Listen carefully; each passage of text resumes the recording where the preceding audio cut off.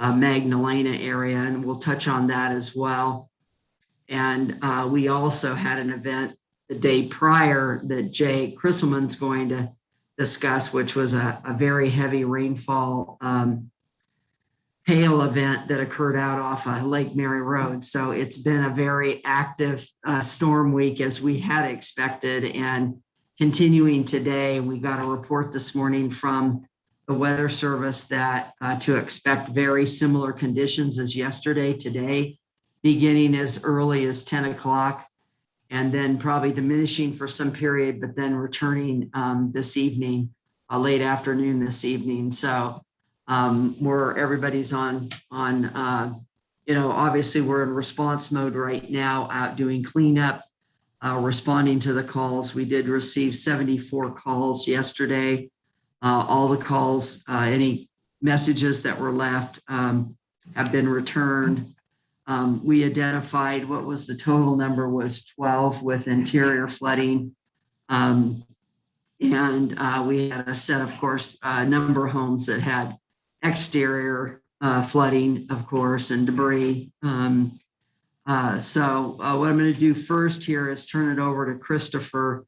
We're going to talk about the storm event itself, so you have an understanding of the magnitude of the event, and then we'll talk about response.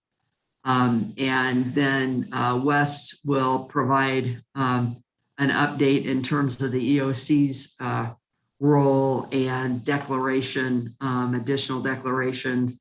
So I'm going to go ahead and turn it over to Christopher. Thanks, Lucinda. Chair Ryan, members, directors of the board. We of the flood control district. I'm not sure how we. Sorry, Mr. Chair, you're the board of directors, or you're the board of supervisors, right? Board of Supervisors. Thank you. I'm going to share the screen here, and here's a graphic that we've put together as quick as we could. And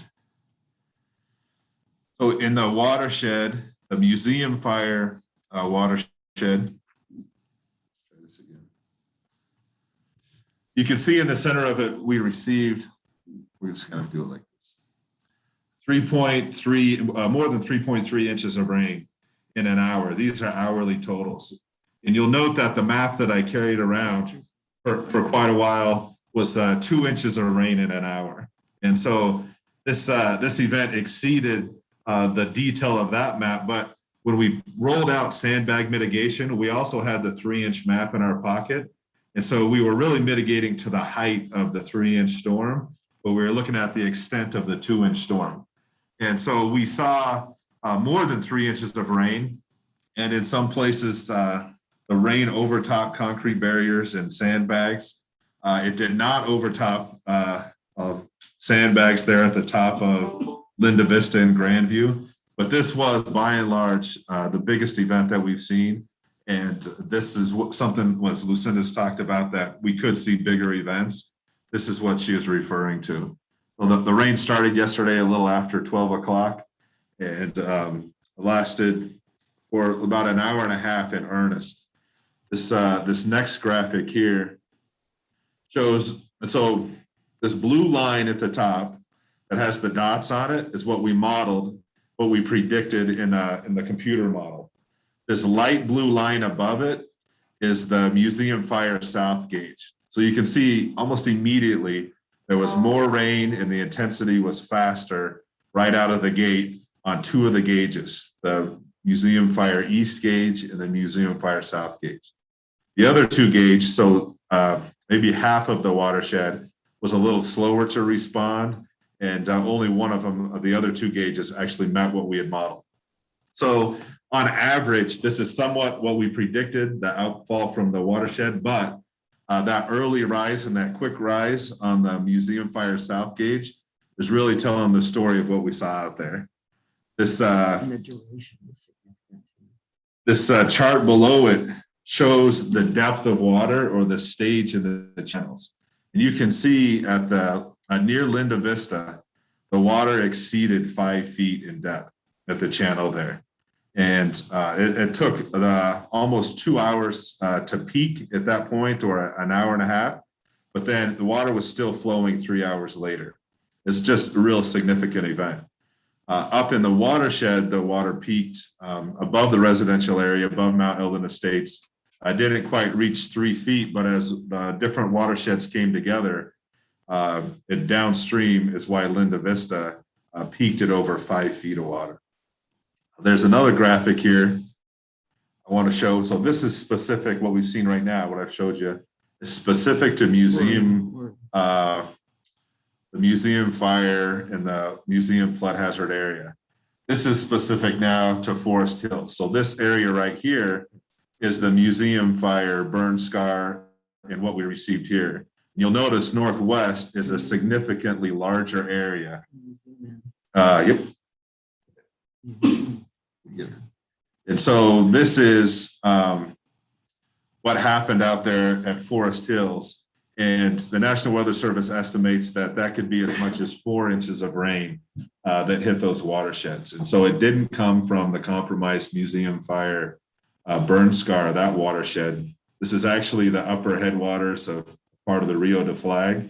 And it's just another extraordinary rainfall event that, you know, based on the radar, we don't have rain gauges in the area, but based on the radar, estimates are that greater than 4 inches of rain.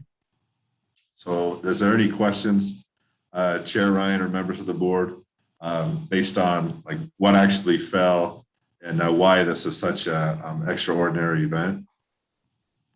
See if we have questions out there.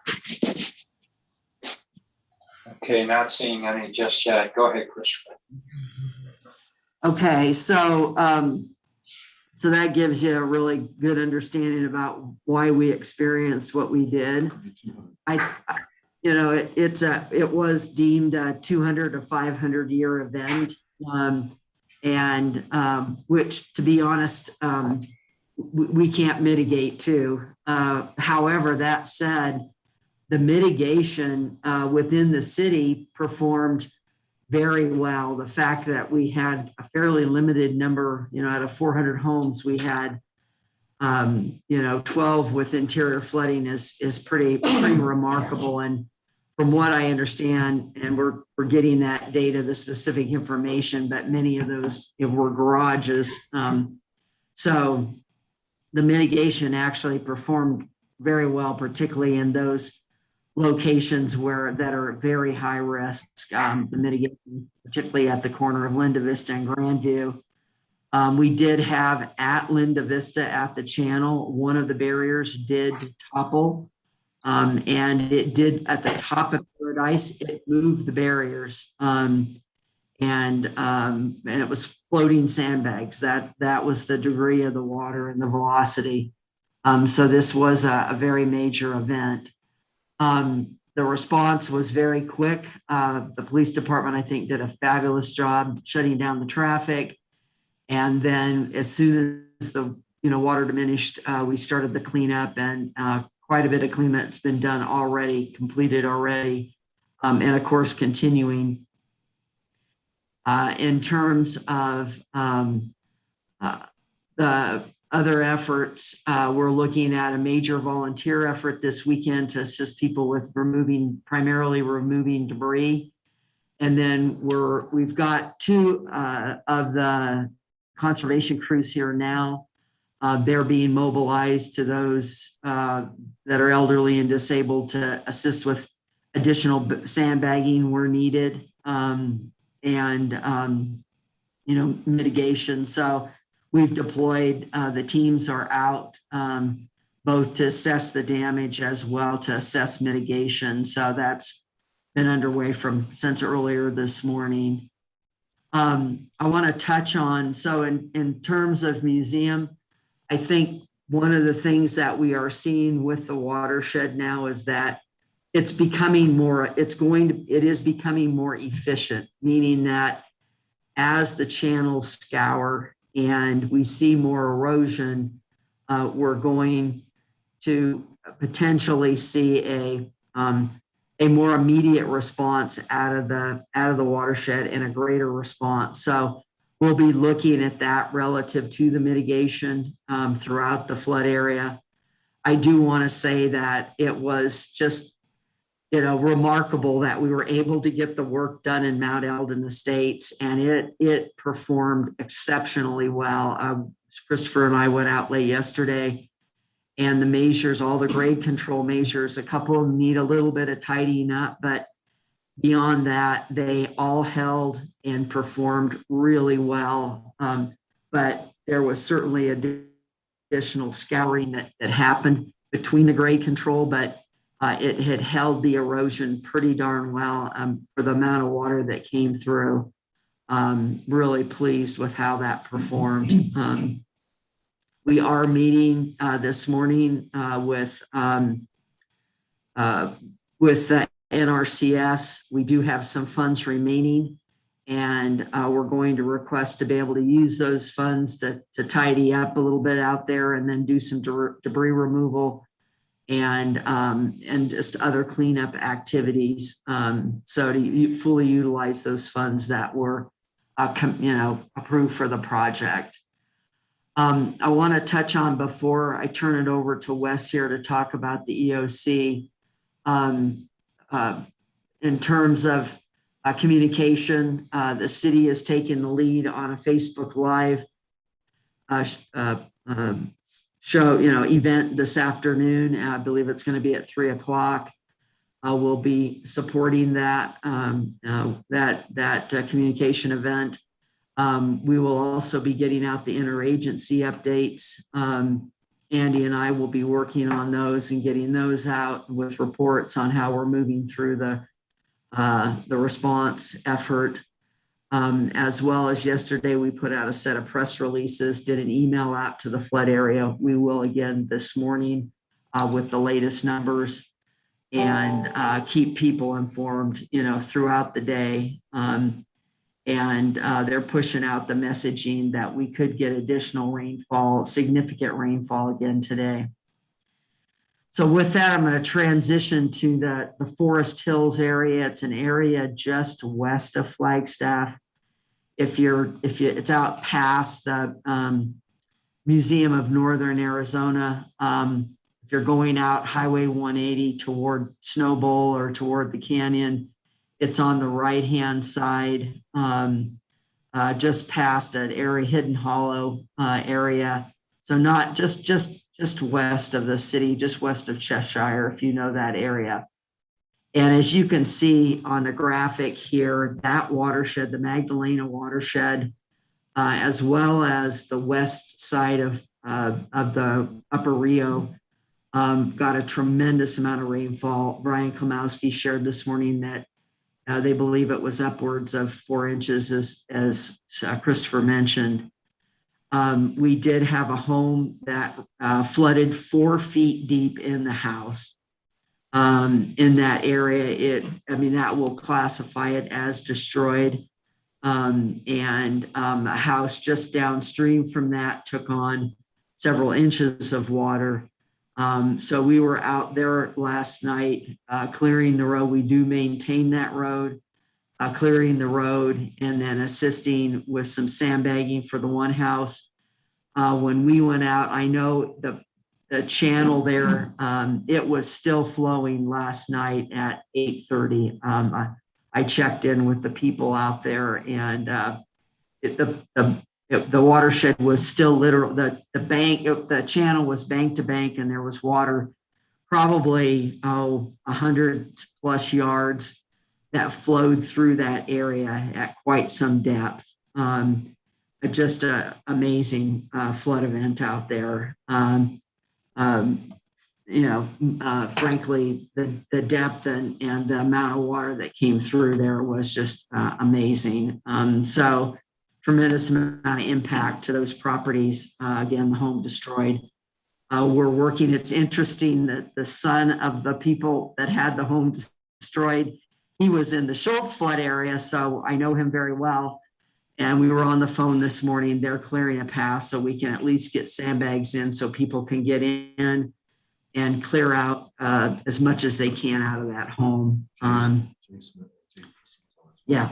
And so I wanted people to be aware of that area was affected very badly as well. We've got people looking at the channel, that channel has scoured. We're looking at what we need to do potentially above there to mitigate impacts to the county road that's there. So anyway, that's another impact from the flood events. And certainly there was flooding all through the Rio de Flag through Flagstaff yesterday as well. And I think I want to plant a seed that this event shows us why we've got to focus on forest restoration on the west side of the peaks. It's just, it is a time bomb. It's a ticking time bomb. And so with that, I'm going to turn it over to Wes, who's going to talk about the EOC, and then we'll come back to Jay Chrisselman, who will talk about the hail event that was experienced out on Lake Mary Road as well.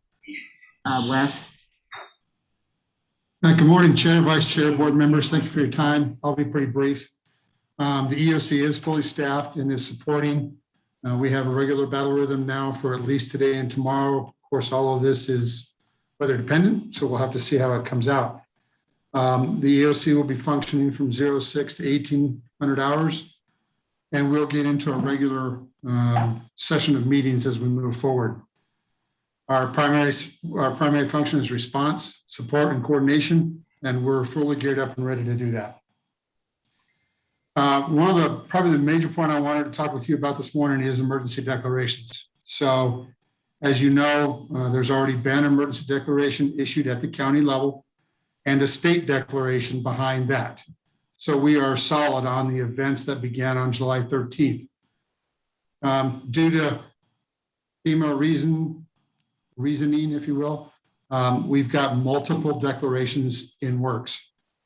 I will say right now, the single declaration that's already been signed by the chair is the only declaration that we, Coconino County, need to issue. So we are solid. We don't need to do any more. However, behind that, the state issued a declaration for our July 13th through 16th event. They are currently working on a federal declaration for the events that took place on the 22nd through the 24th. That includes Coconino County, Navajo County, and Apache County. That federal deck has not been applied for yet, but it is in the works. Now, we will also be looking at another state deck for this event that occurred yesterday. And actually, my plan is to take it back to the night before, cover the storm over by Lake Mary. So we will have a third state level declaration in place behind all of this. And it all talks about incident periods, and it's all about reimbursement. But of course, trying to figure out how we're going to get reimbursed for this is an important piece. So there's quite a few steps. It's a little bit complicated. The federal deck has not been issued yet, and this last state deck has not been issued yet, but I anticipate hopefully early next week, all of our declarations will be in place. The application for assistance to the state, which is required for funding, has been filed. That application covers the city of Flagstaff as well. All of our paperwork on our end is in place and done. So we're in good shape. I just got a text from Chief Gaylord. The city of Flagstaff is going to assist us with the volunteer effort that Lucinda mentioned. We are having a Saturday event here at HHS, just like the other ones we've had. However, looking forward to a more sustained volunteer effort, we are going to open a volunteer reception center.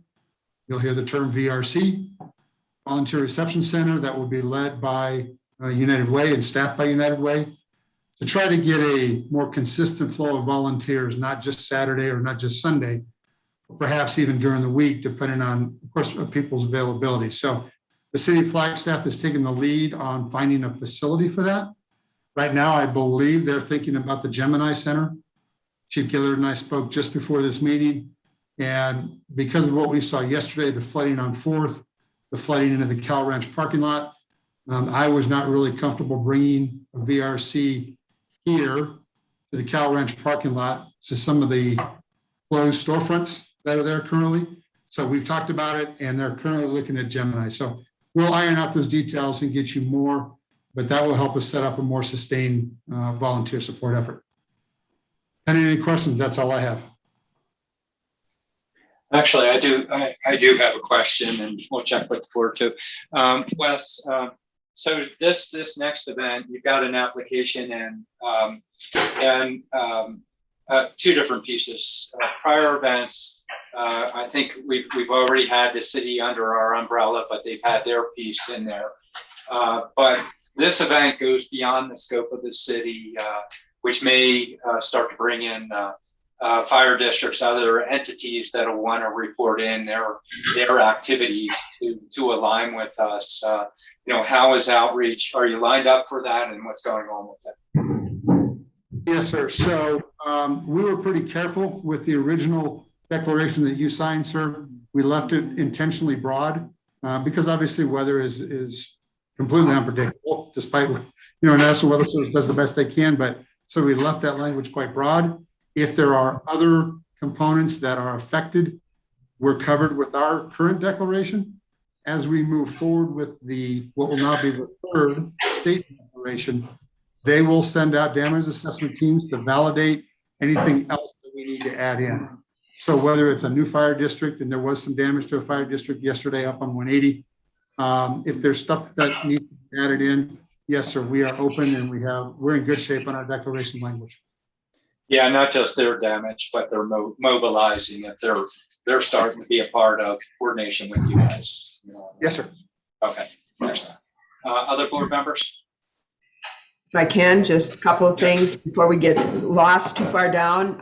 And I really appreciate this and appreciate the update. I had an opportunity to get up and take a look at that Forest Hills and Magdalena, and it's just unbelievable what happened up there. So I feel very sorry for the homeowners up there. It shows that the flooding certainly exceeded the areas, not just the museum fire scar area, but there were other, because this was such an event, a large event, that it included other areas that were outside the museum fire scar area. And I think that's an important message that people have to understand. And number two, just information that should be given is that we are having a joint city-county Facebook Live. Had an opportunity to talk with the mayor. We do need to get the information out to the public. I really appreciate Christopher and Lucinda kind of rallying and saying they take part of it. The city will also have their folks as part of that, and that will be today at 3:00. I did just see that was placed on the county's website. I would highly encourage everybody else to please paste it on your social media so that we can get the word out. I think this is important to try to reach as many members of our community as is possible. So, and the other is that I saw some video. Did you see that on channel 12? And it was right where that channeling work had been done by the exigency funds.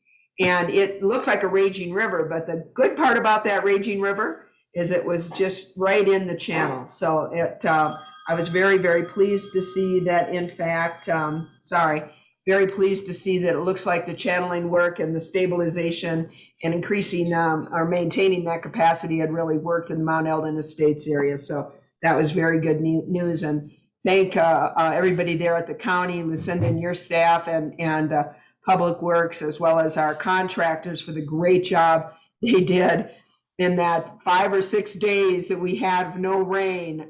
It really made a huge difference for a large part of the people in the post museum fire scar area. So thank you for that. And hopefully we can get the word out and get the information to our community this afternoon on a Facebook Live. So thank you. Thanks, Chair Ryan.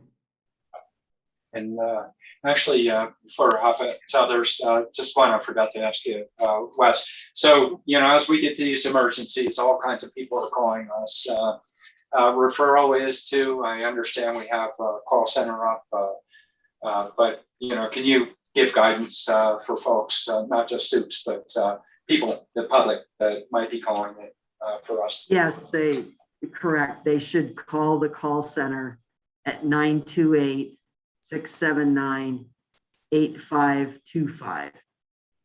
And if they are elderly or disabled and need support, if sandbags were damaged or removed in some fashion, and or if residents need assistance with debris removal, we are again mobilizing a major volunteer effort, and as Wes noted, establishing the volunteer reception center so that we can facilitate volunteers assisting with debris removal on properties as well, and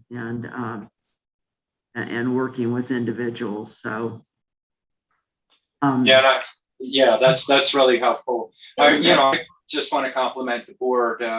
Emergencies, they're chaotic in these referrals. I think it's really working really well, and it's compliments to the whole emergency management system on that. Geronimo, I saw your neighborhood. I know you've been out there, engaging with people and trying to help them out. So a lot of work the city will be doing, associated with Sunnyside area in particular, not just there, but in particular. Any other comments? Go ahead, Geronimo. Yeah, I just wanted to first off say thank you first to our county staff and then to our city staff for getting out to the Sunnyside area and the East Side area to deal with the different flooding issues. I know there were, I was getting inundated with calls about flooding in the houses and whatnot. And so I was wondering, is there any services for community members whose houses they can't, like, for example, if it's a 1-bedroom, studio and it's flooded with 2 inches of water and they're elderly, is there a place that they can go to get services or support, like a shelter yet or whatnot? Because I did get a couple calls with that kind of situation yesterday. They can call the call center, and the call center will engage with Red Cross. Okay. Red Cross was here last night. I think, as far as I'm aware, Wes, are you aware of anybody requesting? I'm not aware that anyone requested any housing, but if you get any requests for housing, move them to the call center. And certainly if you want to send me an email as well, and I'll make sure that the dots are connected to make sure that they have access to that. Thank you. And and what Red Cross has indicated to us that this is a national policy, is that if there is a need for sheltering, they will open the congregate sheltering facility. I believe it's at Sanawas, typically where they've had it, and they will open that. At this point, there was some discussion with a couple of the people out off of Lake Mary Road who had their mobile homes and or RVs damaged about housing, but they declined that option. So far, we haven't, that I'm aware of, we haven't, but I'll check and make sure too. So. And I did want to note that I got an email this morning about the culvert behind Siler Homes being covered up with debris. And I don't know if that's been addressed or not, but I just wanted to bring that to the team's attention. Okay, and then we'll note that and let the city know right away. But I know they had people out doing inspections last night. Mm-hmm. And the engineering team for museum met last night, and we talked through what was going to be done this morning relative to all the inlets. Most of the inlets plugged again. I mean, we basically had a section of the burn area that really had never gotten any kind of very little rainfall at all, let alone heavy rainfall like we experienced. So we got another first flush. As people noted, as you went through the neighborhood, there were big chunks of trees and stumps and all kinds of large debris came back down again yesterday. So we definitely had issue between the volume of water and the debris. So Christopher wanted to add a few comments. And we're going to hear, and we're already hearing from residents that what did the flood mitigation measures change the flow? And I've never been flooded before, and now I just got flooded. And what did the city or the county do? And with this event, we saw water go places that hadn't gone before. It flooded out places. And frankly, we can't mitigate to every scenario without passing the pain from one person to another. And so some of the areas hardest hit were right there just downstream of Dorotha. And so we're working with those people. We have a lot of staff there trying to help them. And that was a hard hit area. And at the top of Paradise is another place that the water overtopped the barriers, and there were gas leaks in the area last night. And it was a hard hit area. And so we're working with people, and the City of Flagstaff is here, and we're working with them, and we're trying to push them to the lead as much as we can, so that we're training them as much as we're ensuring that they're part of the solution as well. Or at least not a solution, but they're part of this effort as well. Yeah. No, thank you for all the collaboration and the teamwork. Definitely impressed. I was shocked to see pictures of my old school Killip flooded with water, and the kids in the gym and the evacuation plan and whatnot. And I just want to thank all the community that came out, Core Construction for cleaning up the building and whatnot, getting it ready so kids can hopefully be back in school soon. But yeah, this is an ongoing issue, and hopefully we can mitigate it the best we can, considering we might get another event today. Let's just hold on, ride the wave, but keep trying to be out there for the community, because they're really looking to us. So thank you for all your efforts. And I think that's an important point, that people are frustrated, they're angry, and it's just devastating to go through this, particularly repetitively. And really, what we want to say is we're on your team. We are working. Everyone worked very late last night. I got emails at 3 a.m. From trying to, people who are trying to organize response for today, working on everything on the call center, everything. So people are working really hard. We are your team, and we have to work as a team with you to effectuate best mitigation we can. Unfortunately, as Christopher said, we can't mitigate every rain event, but we're going to do the best we can. So I also want to note that on Monday, we have a joint meeting with the City of Flagstaff. I believe, Steve, correct me if I'm wrong, I think that's at 3:00. Yes, that is correct. Yeah. So we'll have a more extensive report out, I'm sure, at that point as well. And then what I'd like to do is turn it over to Jay Chrisman. Yeah, one more thing, if I could, Lucinda, sorry. But I think it's important just to underscore that there is flooding outside of the museum scar area. However, as I understand it, those that have had problems, even if they're outside that museum fire scar flooding area, can call the call center at 928-679-8525. And I think we need to get that information out. It's not just limited to the museum fire area. So anybody having or experiencing problems with flooding should and need assistance, give a call to the call center. I think that's extremely important. And then the other thing that I think is that we can attempt to mitigate, and we do need to attempt to mitigate all we can, but we as a county or even the city are limited in the resources we have. And so it is so very important that we all do what we can to advocate for EWPP funding, for us to be able to look at more long-term, more permanent mitigation efforts. And I think that's an important message to get out there, as well as we move forward in this monsoon season, and we hope monsoon seasons to come. So thanks. Yeah, I'll probably piggyback on that one. That fits into the team effort. We're doing what we can, but by the same token, we can't manage nature either. We're trying to adapt, and we're all working together to manage what we can. Judy, it looks like you bubbled up. Did you want to make a comment? Yeah, I've just been listening, and very good comments by the board and others that are presenting. And I think it's very important that people out there are aware of what's going on, and communication is very important at this point in time.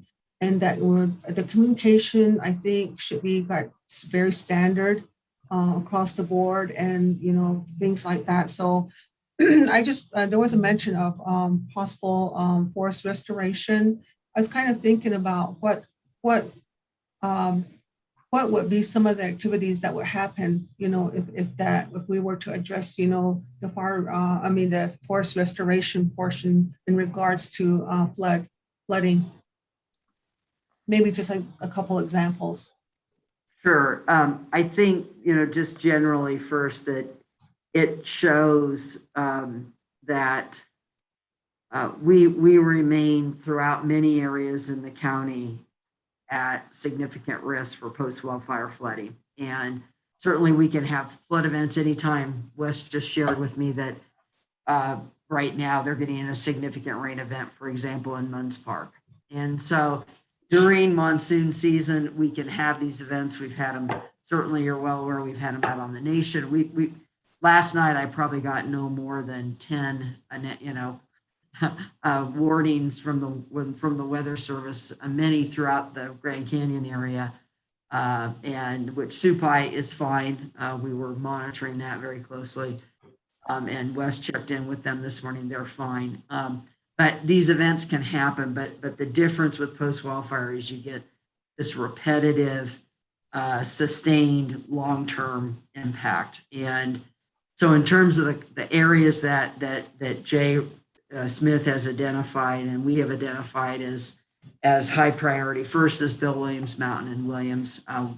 As Jay has been shared, we started the phase 2 of that project has started or is starting, and so to thin and remove the dead and down wood that's within that area, that is probably the highest priority area.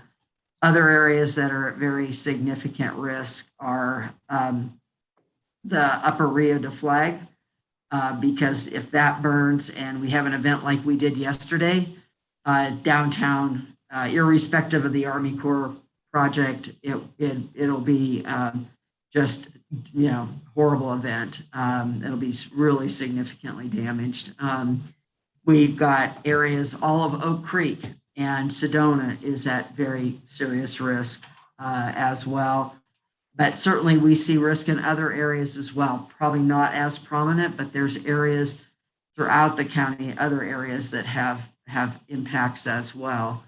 The Mormon Mountain area that would affect Flagstaff's water system is a big area of concern, and we did fund a project out there as well. So, and are looking to fund more projects out in that area. So, so there's a number of areas that are at risk, and we need to continue to invest in those as we now are investing in the aftermath. But somehow we can't stop investing in forest restoration, or we're never going to get in front of this.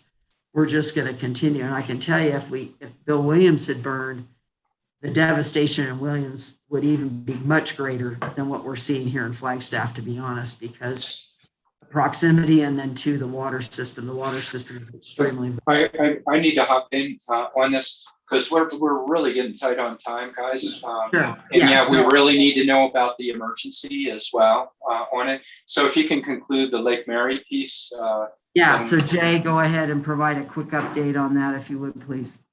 Good morning, Mr. Chair and Supervisors. Jay Crystalman. We do have 4 damage assessment teams, 2-person teams in the field right now, 3 of which are at Lake Mary RV Park. It's right north of Lower Lake Mary. We got to report that up to 80 structures have been damaged, including some that were displaced from their foundations. We have to report that to the state. So we're hoping to get the manufactured home assessment done today. We do have 1 2-person crew up at Forest Hills right now. And then we plan on reconvening through our IGA with the City of Flagstaff for damage assessment to continue our damage assessment with the city staff in both Cheshire and in Sunnyside. So that's what we're doing today. Oh, and the potential of on-site wastewater systems being compromised in the Forest Hill area, we're looking at that too. Just quickly, the Lake Mary stuff, you don't have an idea how many structures or anything just yet, but we've initially heard that up to 80 structures got damaged, including some of those that got displaced from their foundations. So we won't permit the RVs that are in the RV slash manufactured home community, but we do permit the manufactured homes through the state. So we're hoping to have that assessment completed this afternoon. So I've got 3 two-person crews down there right now. Okay. Questions or comments from the board here? Okay. I think we're definitely getting into a more comprehensive understanding of what's going on. Obviously, communications will be a key, helping people understand more broadly what happened. Then we're going to have those that are immersed in this, that were impacted, that will be reaching out, as well as having our mobilization continue, which is so important. It should be noted, though, that we are under a state of emergency. Reason for our update that's being provided right now align with that emergency. This did not come out in a 24-hour notice. However, we did have Rose take a look at this yesterday, noting that it would fall under the emergency with that. Anything further? We know, reminder, Facebook Live later today. City of Flagstaff will be in the lead in providing information. A lot of cleanup within the city will be, City of Flagstaff will be in the lead in that, but we'll definitely be having United Way. If people call the call center, they need assistance, that's the place to go, is our call center. Patrice, did you want to add anything there? No, just as you already indicated, Chair, and thank you for doing that, we just need to, for the record, indicate that an emergency exists to allow a less than 24-hour notice requirement pursuant to the open meeting law 38431.02D. And I appreciate that getting put on the record. So thank you, Chair. All right. Fantastic. Okay, Steve, Lucinda, anything else? I think that's it. Thank you. We're good. Okay. Yeah, we'll have more on the joint meeting on Monday to a more in-depth report. That's right. For the sake of community that might watch this later, that may be watching 2 opportunities, Facebook Live later today, joint city county meeting on Monday. And that'll be in the afternoon. And And Matt, so you might also want to refer people to the Arizona Daily Sun article today to answer our Supervisor Begay's questions about the need for forest restoration. It was an excellent article involving your district. yeah, it's and that one, compliment all the work our staff's been doing over in the flood control, Jay Smith in particular, along with Lucinda, and it's a big team effort. But the Daily Sun has more comprehensive information associated with that, and why it makes sense. We need to get thinning up on the mountain so we don't have such impact from these more intense catastrophic wildfires. Steve showing you the picture of it in the bottom right corner of the Arizona Daily Sun. And that's today's issue. With that, we'll go ahead, and the next item we have is item 2. So we'll have a lot of people stepping out of this one. Item 2 is a discussion regarding and consideration of candidates seeking the position of the Public Affairs Director for Coconino County. This one's in pursuant ARS 38-431-0381. And the board has the option to vote to go into executive session. It is a personnel issue. I understand that's a recommendation, but I'll turn to Yvonne or our attorney. Is that your recommendation? Now I'm calling on you just suddenly, Yvonne. Mr. Chair, if I could really quickly before we do that in public session, if we can just kind of go over the morning so that we're syncing up on what we'll be doing in the next few hours, that'd be great. And so I'm going to ask Eric and Yvonne to come up, and if they can walk us through this morning, that'd be great. Erica? Morning. Thanks, Steve, Chair Ryan, members of the board. I'm excited to move forward with candidates for Public Affairs Director today. We have 3 panels meeting today. the panel with the board, also a collaboration panel involving county leadership, and then a peer panel with including the public affairs department. And so all three of those panels will be taking place today virtually with our candidates and throughout the day. So each candidate will have interviews with 3 different panels. Good.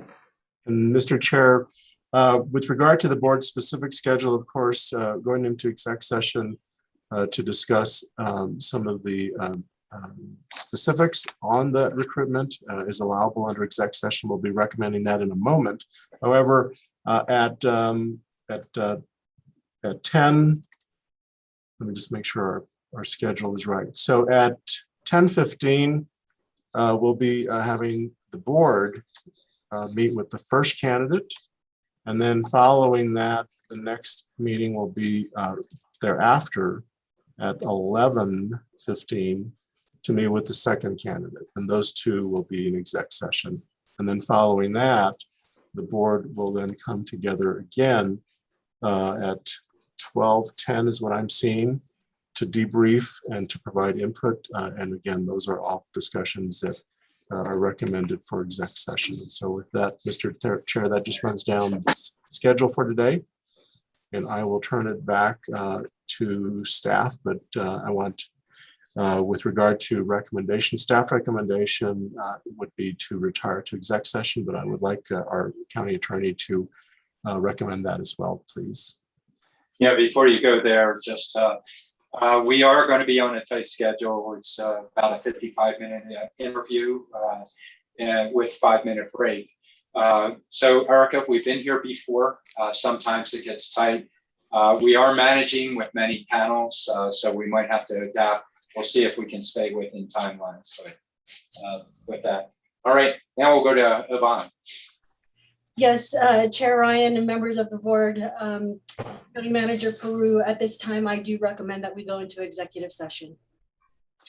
With Okay. that recommendation, I so move that we go into executive session for personnel. I have a motion by Supervisor Horstman, I'll second it. second by Supervisor Vasquez. All in favor of the motion, vote aye. Aye. All right, we have now to go into executive session. Just a note for everybody else, after executive session later, beginning of the afternoon, we will come back into open meeting. And we will also need to leave this, when we leave, we need to leave this and then go on to a separate teams for the sake of executive session. Steve, go ahead. You said what I was going to remind you, so you did your job, Mr. Chair. I did my job already without He is Steve. good. He is good. All right. Took me a while. It's a race to see who gets to teams quick. Who's the first one there buys? Last one there buys coffee. That may be me. I don't think I have the link. I'll Lindsay. forward it to you. Okay, Okay. thank you. Erica's got it. Okay. That's right.